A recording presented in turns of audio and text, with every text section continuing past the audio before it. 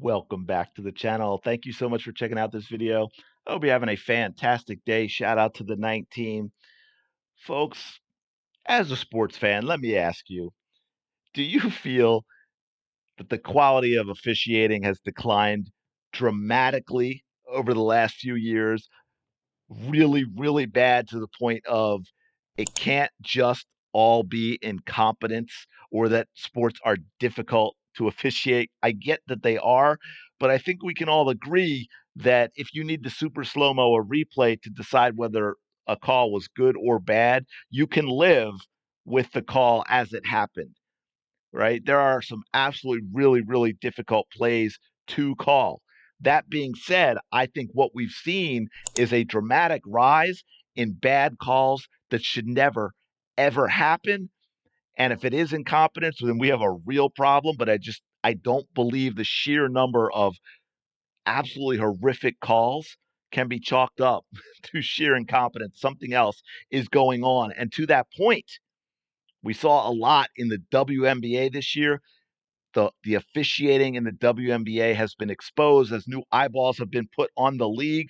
We have seen how horrifically bad it is, to the point where I think many would agree that there's more going on than incompetence. Yes, they are bad, but it is beyond that. There's definitely, it seems to be a bias issue with the officiating. We saw it so much with Caitlin Clark.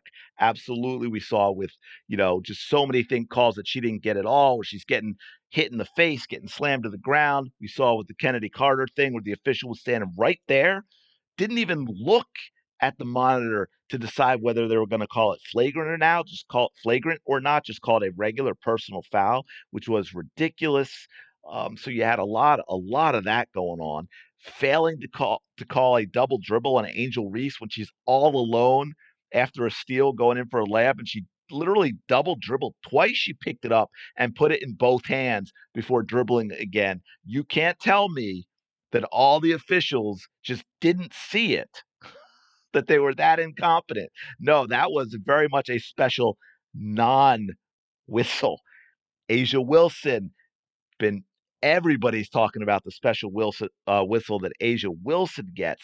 And to that point, now this was, I think, 2 or 3 years ago, actually. This is Candice Wiggins. If you don't know who Candice Wiggins is, she played 8 years in the WNBA.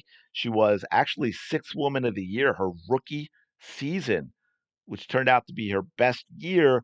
She was out of the league after 8 years, and I don't know if she actually ever wrote a book. She was going to write a book. I have not seen it. I don't know if maybe it was publishers decided not to touch it because her allegations were pretty explosive. She said she was bullied out of the league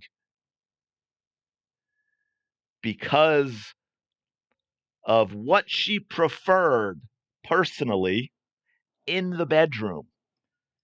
And the league did not roll with that. The Mean Girls Club, not happy about that. So that was the allegation from Candice Wiggins with regards to her treatment in the league. And then this is really interesting as well, because this talks about officiating. And if you have followed the WNBA this year, especially if you're a fan of Caitlin Clark with what you have seen, I think this is going to resonate with you a lot. And we're going to talk about this and get into it. So I want you to hear from Candice Wiggins on the subject of the officiating in the WNBA. And just for an example of what I'm talking about, when I was a rookie in the WNBA, I led the league in getting foul calls. I was fouled the most. I was right up there. It was me and Diana Taurasi. And I was the most fouled player. Got to the free throw line the most. And in one season, in the blink of an eye, all of a sudden, I got no calls from that point on. For the rest of my career, I had an 8-year career in the WNBA. For the rest of my career, after my rookie season, you can look it up. After my rookie season, leading the league and getting fouled, because I was getting fouled and that was the right calls, I all of a sudden never got any calls anymore. Then, come to find out, I heard through the grapevine that coaches had been complaining about me getting too many calls. players were complaining, and the whole WNBA world was complaining about me getting foul calls. And lo and behold, for the rest of my career, I never got calls ever again after that. So this is where I'm really speaking from, and that was very, very damaging for me. And so I'm not, I'm only using that as a reference, but that's really where I'm coming to now, and that's what I'm speaking from. Back then, as a player, I couldn't see what I can see now. Now I'm a retired couch potato, so I'm watching, observing the game in a whole new light. And I really feel like this is an important message for me to submit. I just feel like I need to create this PSA before I continue with my commentary, which I will continue. In the NBA, I see how much the officials, the officiating, controls everything. It's the most critical aspect of the game.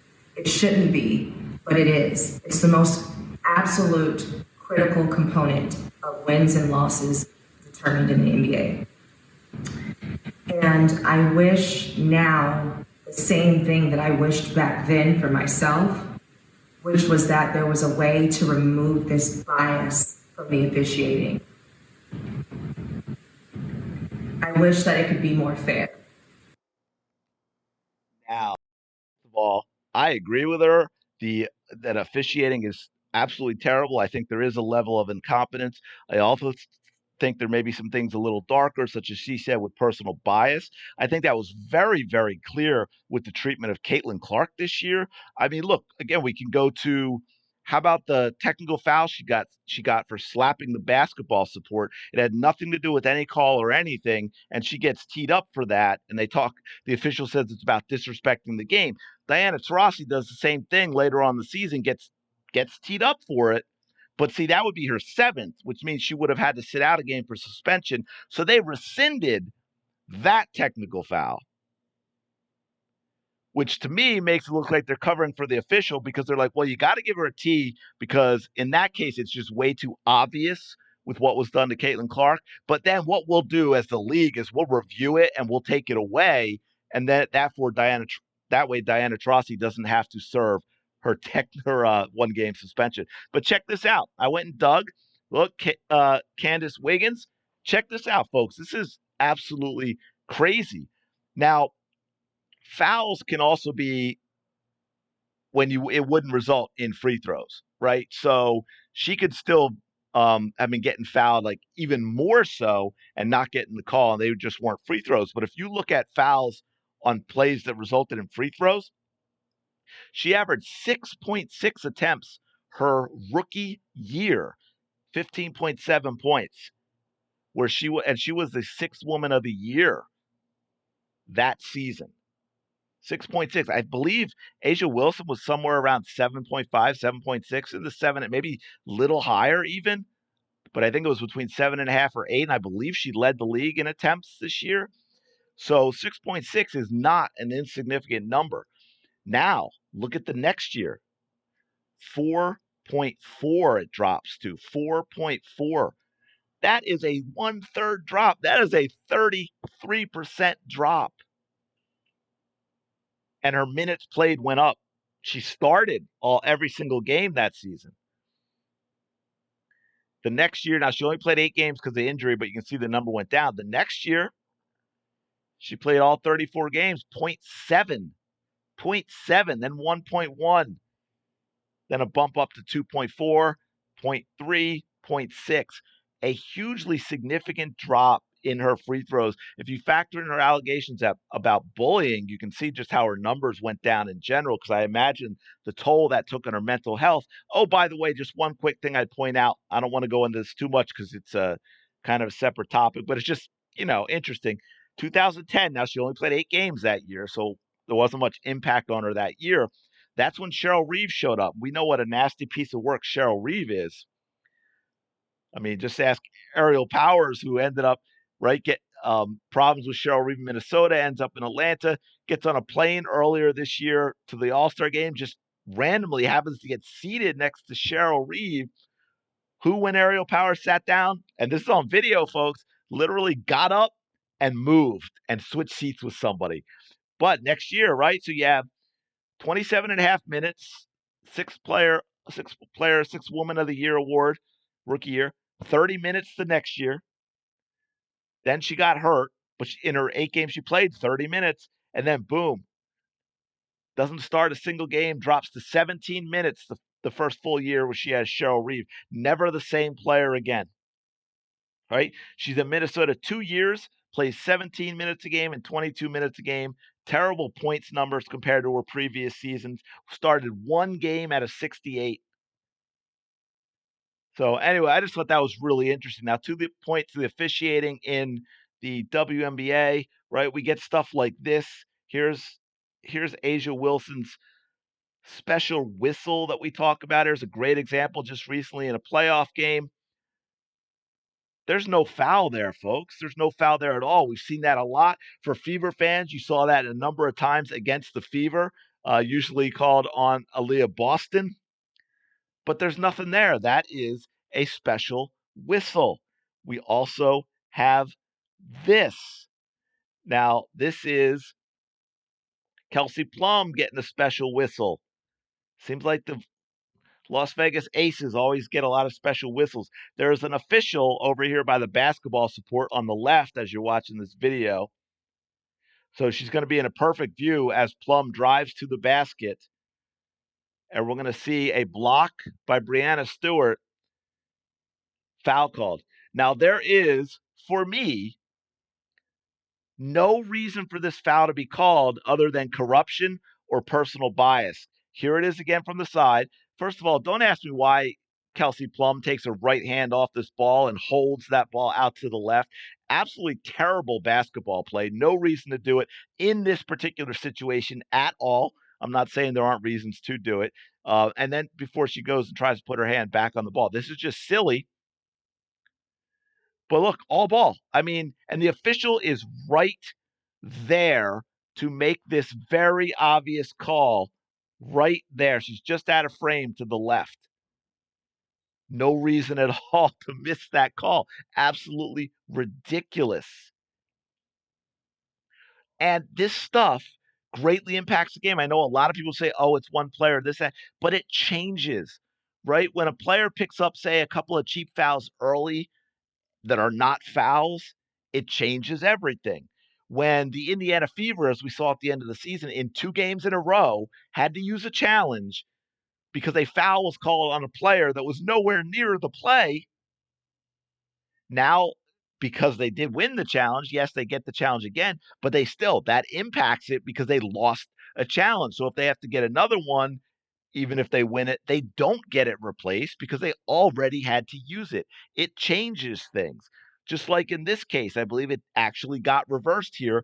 But again, they had to use the challenge, and that changes the game. And I just want to show you one example recently in football because this is all over everything. As an example of what I mean about, I'm not talking about, you know, a receiver goes down and the ball's thrown right at the turf. And did they actually catch it and keep possession? And we got to look at 3 different angles. I'm talking about stuff like this that even live is blatantly obvious. This is only about 9 seconds. You're going to see a Miami player coming from you watching from the right to the ball carrier 15. And folks, this was not called. And it helped Miami win this game, by the way. And there were some other really bad calls in here as well. But that was not called. Even with review, that was not called. Now, you can't tell me that that is anything but, in this case, because it went to review, corruption. Right? Not, I mean, that one's above and beyond personal bias. We're talking about corruption. And there's just way, way too much money in sports. Sports are way too huge for this type of stuff to be allowed to continue. I think gambling has had a huge negative impact on as well. When you can gamble on almost anything in a sport nowadays and literally do it from your phone, you cannot tell me that players aren't gambling, even if it's not on their own, even if it's not in their own sport. Although I think plenty probably gamble on their own sport. You cannot tell me they aren't gambling. Officials are gambling. People in the replay booth are gambling, and you can gamble on anything and everything. So even things that you could say, oh well, it didn't impact the game. Everything impacts the game. But saying a receiver dropped the ball that they caught may have been the difference between the over under on receptions or reception yards, right? Like there's so much stuff in that. Um, I think hopefully with like what Candace said about personal bias and all that, that technology gets better and better. For those of you that watch tennis, for me, I'm a tennis fan. I'm a sports fan. I love to watch tennis. And one thing that's always hurt the game, I feel, is just, and I get it as they hit the ball harder and harder, but there's just been some really, really bad line calls that are at huge points that completely impact how a match turns out. But nowadays, thanks to technology, you players get I forget the number, but they get it now. It's not in every tournament everywhere, but it's in all the bigger ones, and it will get everywhere eventually. You know it will. Is players have a certain number of challenges on line calls in a set, and it happens almost instantaneously because of the match. A ball is called in or out, player decides to challenge. I mean, within like 15, 20 seconds, we know if there's a big screen at that court, it'll be on the big screen on TV. They'll show you, obviously, and they show with technology recreating the shot. The ball hits, it's either out or it's in. The call is either corrected or upheld, and boom, we move on. It's great baseball. I mean, I think we just had it in a game yesterday where there was a terrible call at first, where he called a player safe that was out by a good, I don't know, the ball was probably a couple feet from the glove, and he was called. I'm sorry, he was called out, and the ball's a couple feet from the glove when the player was already on first, and it did get reversed. Now it's not perfect. We know stuff that should get reversed doesn't, and so on. But also, home plate technology. I think you'll always need a home plate umpire for a lot of reasons, but I think eventually the technology will be where it's almost instantaneous, but that will be used. The home plate umpire will still make the ball strike call, but he's going to get it in his ear, or he's even going to have it in his hand with the screen himself to look at it right as it happens and decide and know whether it's a ball or strike. Because talk about impacting a game. I think we've all seen some horrifically bad ball strike calls, um, but yeah, I thought this was really interesting with officiating in general. I think is really in a bad spot right now with what we've seen in the WNBA. There's a lot of talk about how bad that is with personal bias and so forth. With Caitlin Clark, the special whistle for Asia Wilson, and on and on. So I thought this was a really interesting topic. Hopefully you did as well. I thought it was timely to have that Candice Wiggins video resurfacing on social media. But let me know your thoughts on the state of officiating, the state of WNBA officiating, personal bias, Caitlin Clark, Asia Wilson, all that great stuff. And let me know what your thoughts are. Please don't forget to also like and subscribe to the channel if you haven't yet already. I do appreciate it. And I will talk to you later.